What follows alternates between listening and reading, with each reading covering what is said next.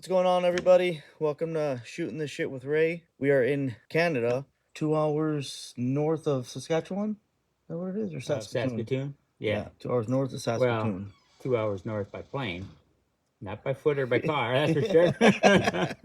We're way up here anyway. Yeah, Reindeer Lake, so yeah, it's way up here. yeah. So Beautiful now. here with some great friends. I'm here with Lee. Decided to just jump on and I don't know, talk hunting. Yeah. What the heck, that's what we come up here fishing, but it's only because hunting season isn't for a couple of months away. Yeah, you love to fish too, but if it was hunting season right now, we'd probably be hunting. But that's what's nice about Yeah. having different seasons. You get to go do other things, but you know, starting on our fall plots here when I get back. So kind of looking forward to getting home too. We've been doing a bunch of talking. We've been fishing for 3 days now. So we've been going back and forth and talking about how pressure on a farm, Mm-hmm. if is there such thing as good or bad pressure, or a right time to go in there and check your cameras, or a right time to not be on the farm because you don't want to spook the deer, or do you want those deer to kind of Yeah, I be mean comfortable? that's a good question because in years past, people was always, hey, you got to keep your farm a sanctuary. Don't go in there.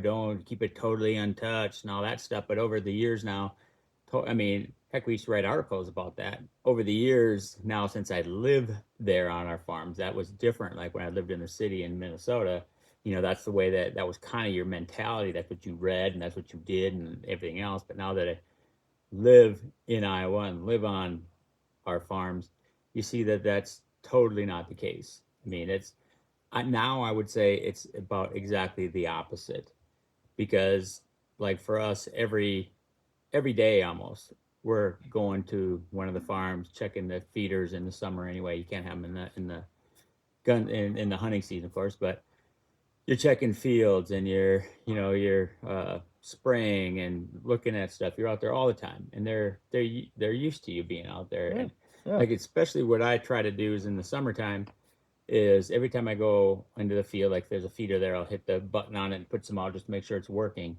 And you start seeing like on the cameras there, like about 5 minutes after you leave, it can be noon, and boom, deer are coming there to check if you hit that button. yeah, So every time you're doing something, you're putting out mineral or filling the water troughs or whatever. So normally, so for 9 months of the year, every time they hear me or smell us in the fields or on the farm, it's always associated with something positive.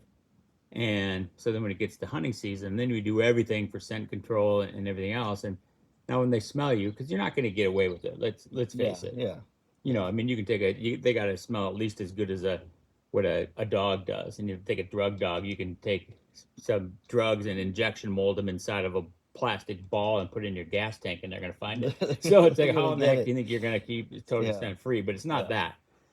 Let's think like maybe up here, a deer could go its life without smelling people, but certainly not anywhere where I've ever yeah, hunted. yeah, I mean, if they were running from human scent, they'd never stop running. yeah, So I never. mean, obviously they're getting a snout full of human scent every day, places. So so the difference is, they smell something, you see them do the head bob and the foot stomp, and then they tail flicks and they walk off. They think, oh, maybe Lee was here half hour ago, or he's 100 yards away when you're actually sitting right Right there.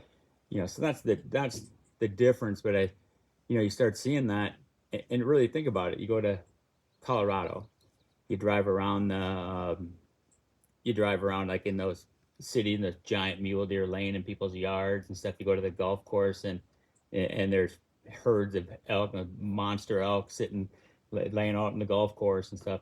It's not because there's no people there. It's because Yeah, there's people there every day and they don't bother them. They're not getting hunted there. yep, So that's the key, is once you start seeing that, and it really hit home for us. Like when we built our first house in Iowa, we had that mentality too, man. Build the house, right up by the road. We don't want to be any intrusion to deer or anything like that. So there wasn't a lot of deer around our house, and we didn't, have like feeders there or anything. They were all back in the field, so you didn't really see it as much. But when we bought one of the farms and had a house on it, and Tiffany's mom, Linda, decided she would move down. I said, we'll just stay over there.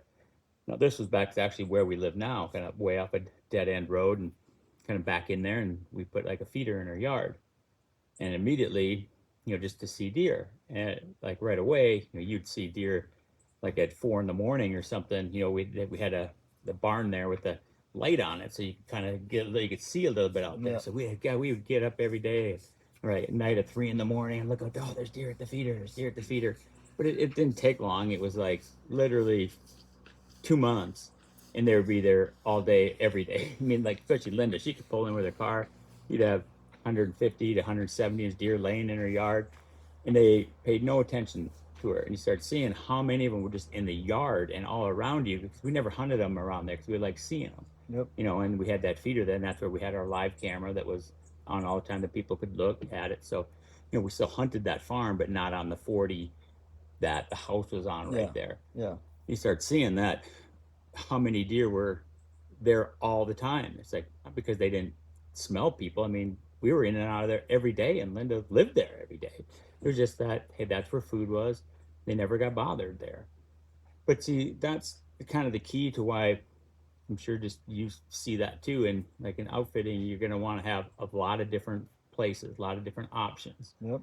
So we have, a dozen different farms there in Iowa. So I'd say once a week, throughout the entire year, you're going and putting out, minerals and checking those fields and checking for weeds and, mowing them. And, there's just a lot of maintenance that goes on with all these food plots. You're out there a lot.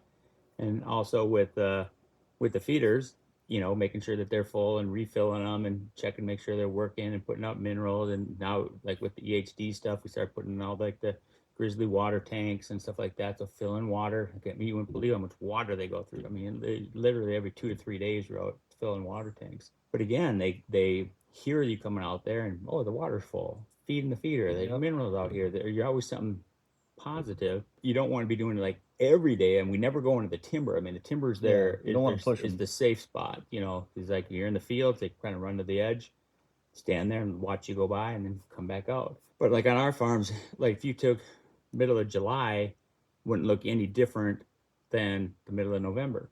It's the same thing. You're in a couple days a week, and here and you're coming in here and there.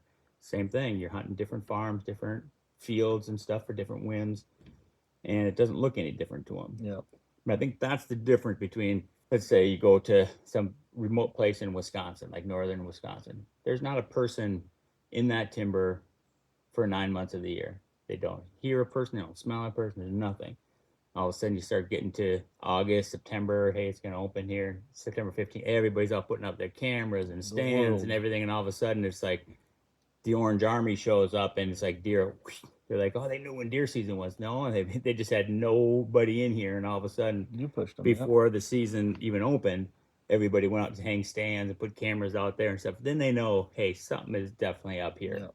But when you have that consistent pressure, I would say you don't want to have pressure on your deer, but you want to have kind of consistent pressure throughout the year where they get used to that. Yeah. And you can see in all those places where they don't get hunted, how many deer, like I said, in Colorado, big giant mule deer laying in people's yards, and in Linda's house, like deer laying in her yard all the time. And it's not because there's no human intrusion. There's more humans than they'll ever see in the woods.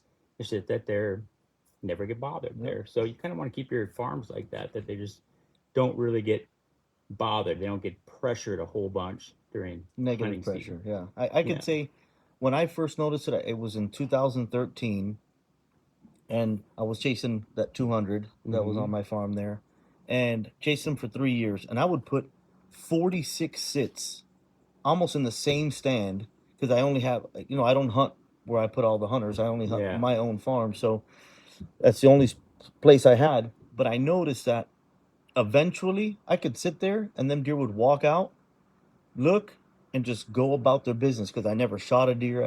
Every time I went in, I would either add mineral, I was checking the camera, I was sitting in the stand, and it was just normal business as usual.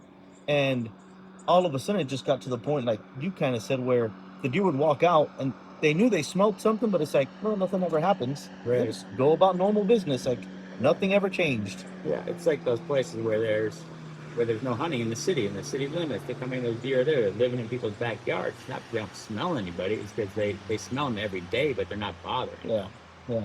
And so, so you got to kind of hunt it that way too, though. You don't want to go in there just like pressure, pressure, pressure all the time. Although we do hunt places a lot. Like if I have a big one there, anytime the wind is good, you're in there until you get a shot at him or kill him. Yeah.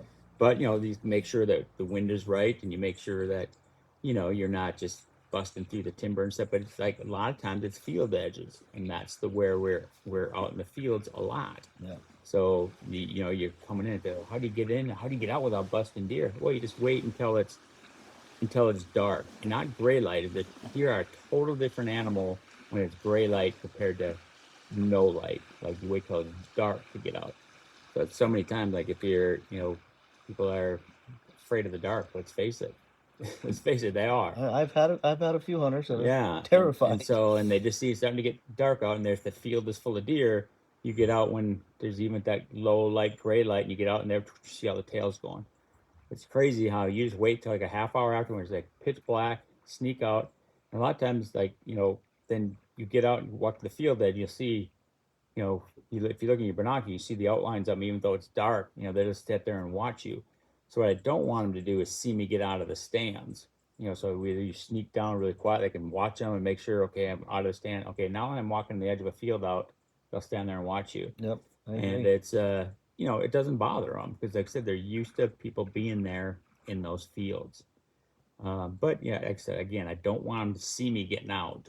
I'll wait Yeah. till it's dark and really sneak out, and then once I'm out to the field edge, then I don't care, then I'll just scoot out and they'll just sit there and look at you, and even if someone ran off a little bit, they'd look at you and you walk out and still there's no harm to Yeah. them. But So now that you said, sometimes you'll bust them, how do you feel when it comes to like I'll have some hunters sometime come into camp and they're like, I had a deer blow at me and my hunt was over because the deer blew, and I think that's they blow at they everything. blow all the They're time. not screaming human when they blow. They Yeah. they blow at each other.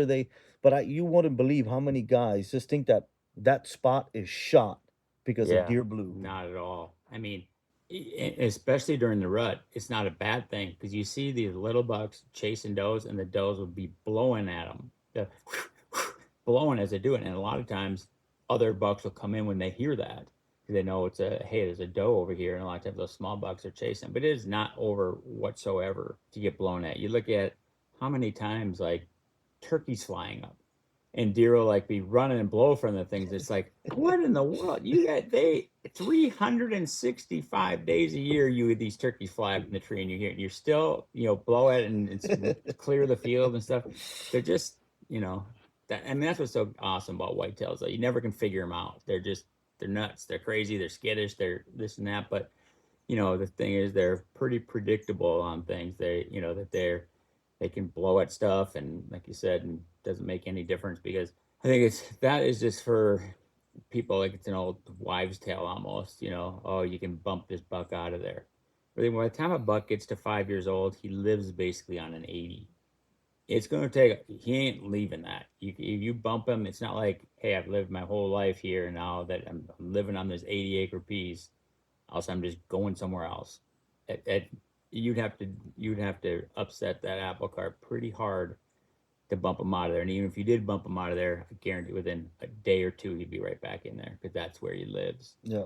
And that's why it's so easy. You try to get those 3-year-olds and 4-year-olds through because those are the ages when they're most susceptible to rattling. They're most susceptible to during the rut be up on their feet and moving around. But if I can get a deer to 5, they very rarely leave like an 80 Yeah. even, especially if you have plenty of does and things like that. You can get them maybe wandering off of that in the right at the very early part looking for those first couple of does, or right at the very end looking for the last couple.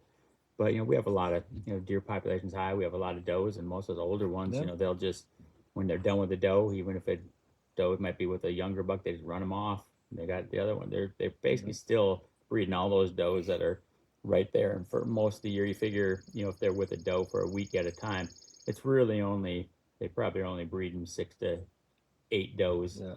in a year, and you have 30 on your place, so they're not really leaving that far. It's that's if you can get one to 5, I always feel pretty confident that He's gonna hey, stick if around. someone's going to kill him, it's going to be me or now EHD or something. Yeah. But it's usually not a neighbor. It's usually not somebody else. It's usually they make it through because we left them or if they're on our hit list, they're pretty much Yeah. it pretty much is right in their gravestone for them. And you said does, and you said 6 to 7 does. You know, you hear so many people.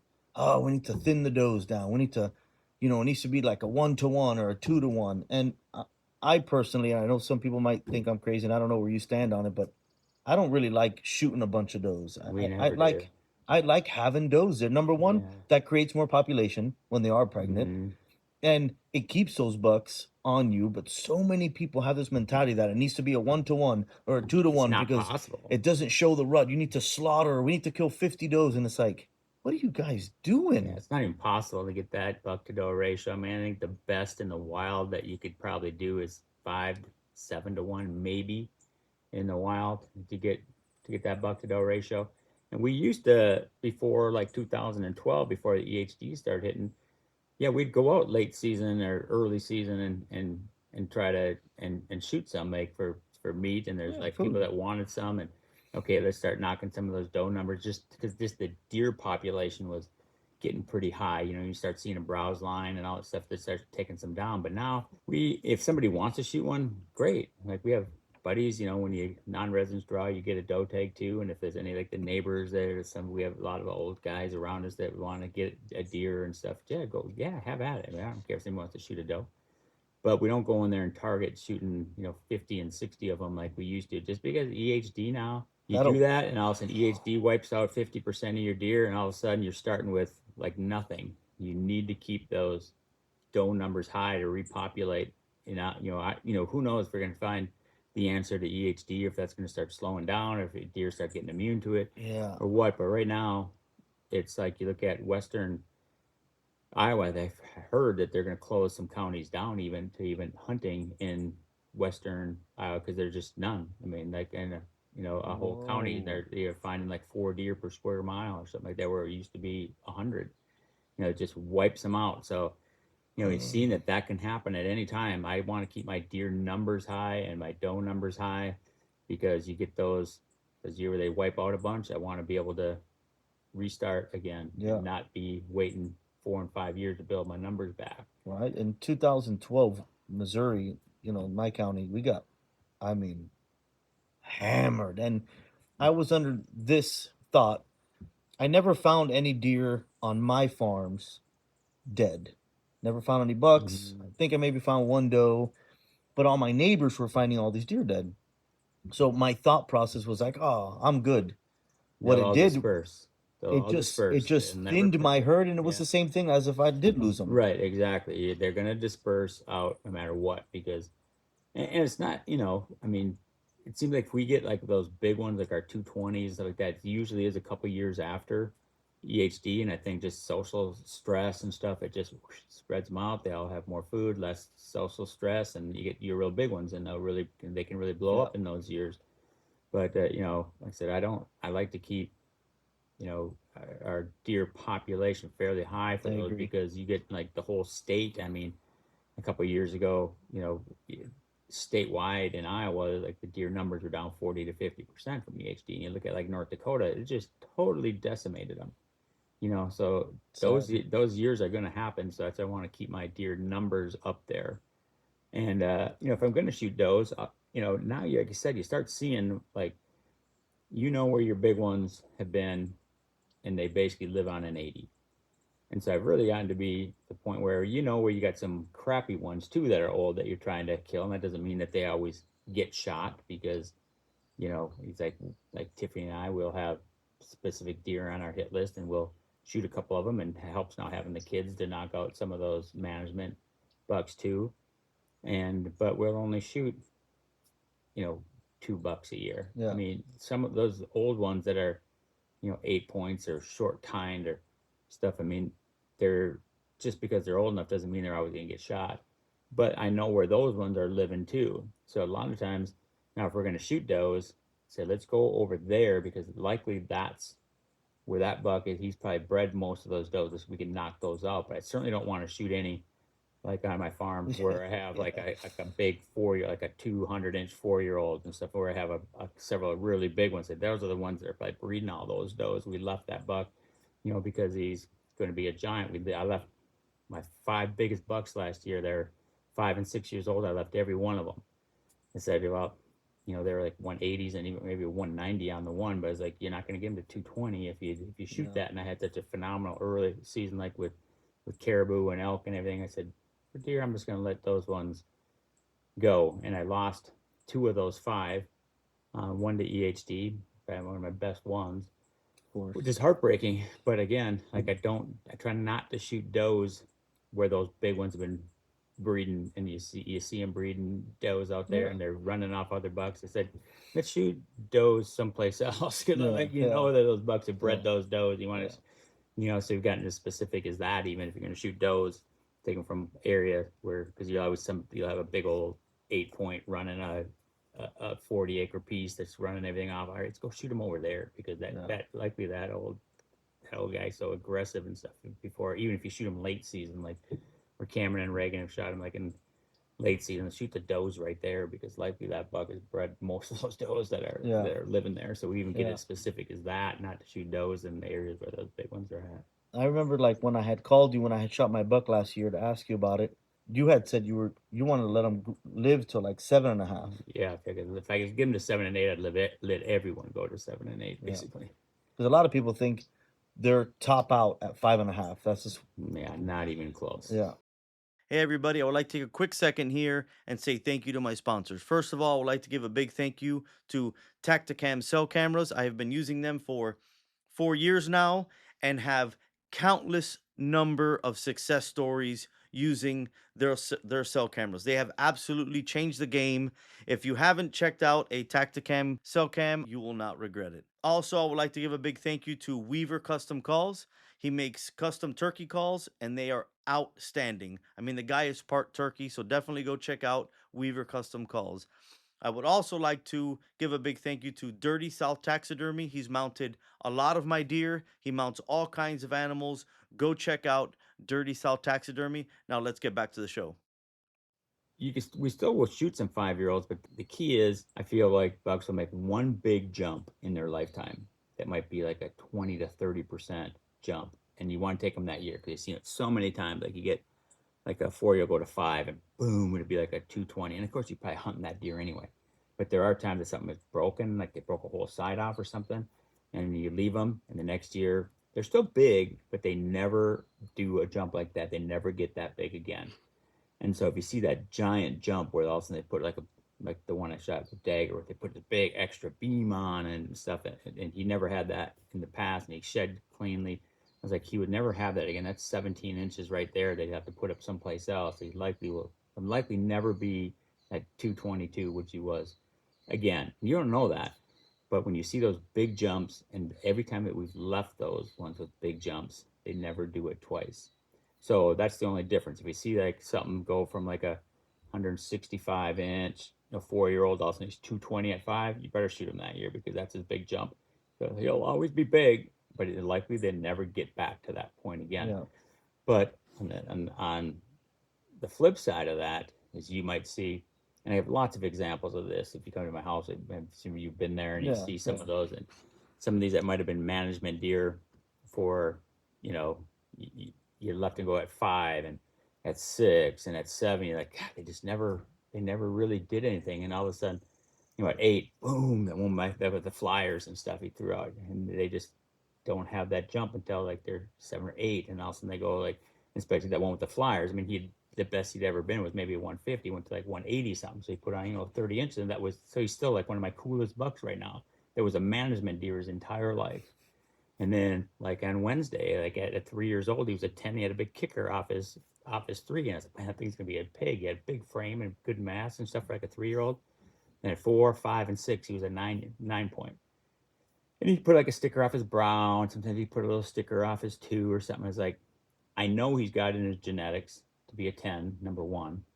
I mean, and I'm saying he was a 9 point. I'm talking he was a giant 9 point. I mean, like in 180-inch 9 point. Whoa. But we're like, I mean, huge mass and long points and big fat points, and he definitely like a sticker, but never. And just like, let's just leave him, even though we hunted him a couple times, and I thought about shooting him, and I was like, let's just leave him. And then We got to 7, awesome, boom, there's 4s inside. He put a big banana flyer off there, and that's when I shot him that year, and he was 207. You know, so Gorgeous deer. they'll make that big jump, but if you see like a younger deer like Drop Tine 8 died of EHD last year, if people watch the show and stuff, they've probably seen that deer a bunch, and we did, our social media stuff, finding them dead and stuff. But at 3, he had a big drop tine, and he always had that big mass, and he was always like an 8 point, but he had a big drop tine like at 3.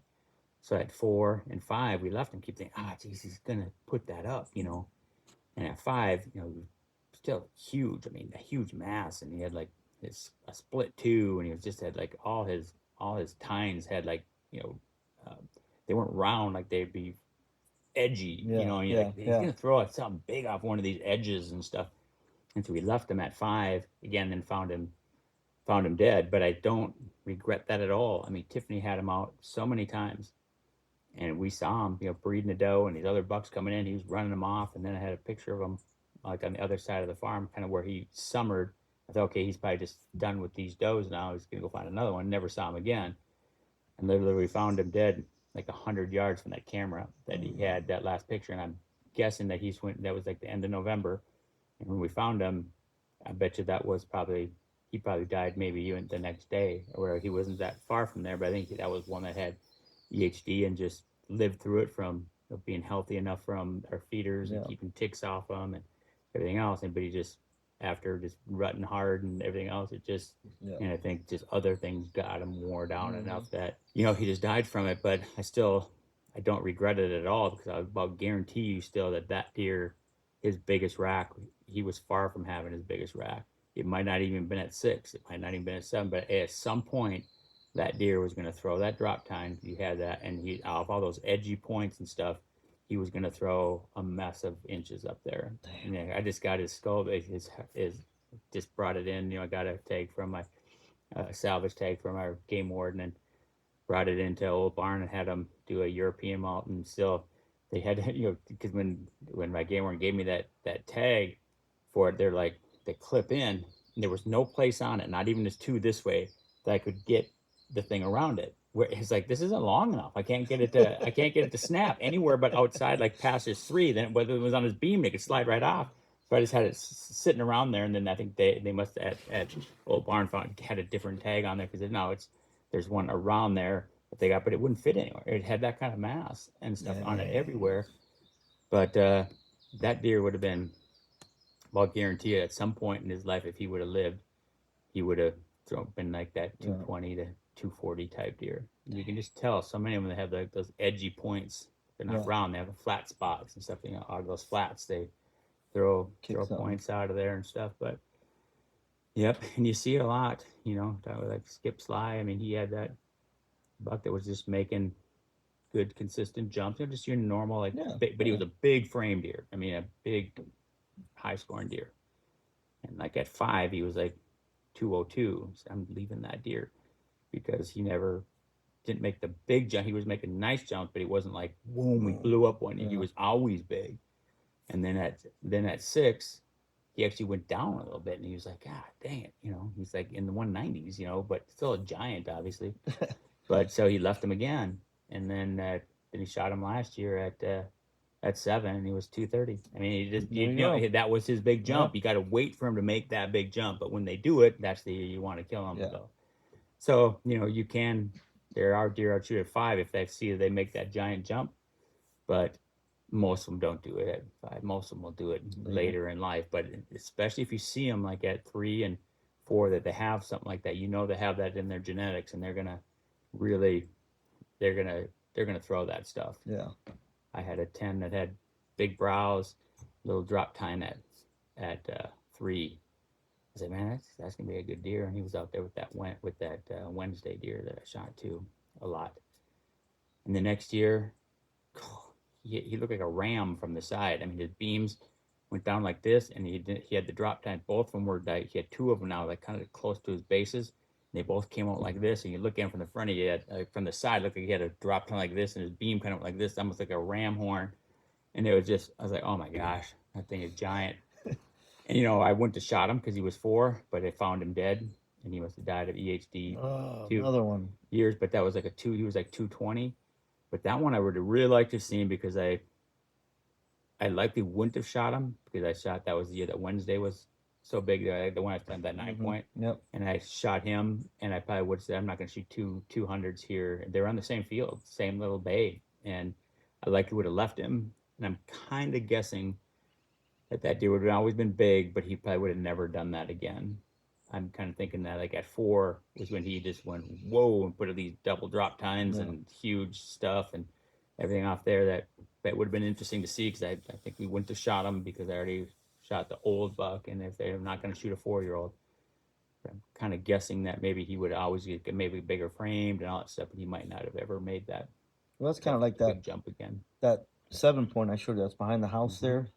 I mean, he was, I think maybe mid 140s last year, and now he's looking like an 80s buck. I mean, he just did just a ginormous jump, and he just threw all this trash. He's got 3 brow tines, big bases, and it's like Yeah, it's it's probably a year to now. shoot him. It's now. It's a year to You know. hunt that deer. But well, I appreciate it. Looks like it's almost 7 o'clock, so Yeah, we're time for gonna dinner here. we're gonna have to get to dinner and wake up early and fish tomorrow. So, but I appreciate you coming on and hanging out, and as always, brother. Yeah, always Thank good you. talking deer. Even though we do it quite often, it's nice to be able to sit down like Yeah, this and just talk yeah. deer. I agree. You know, I you could do agree. this we could do this every day for a month and come up Yeah. with different topics. Yep. Just sit and talk about deer because that's what makes it so.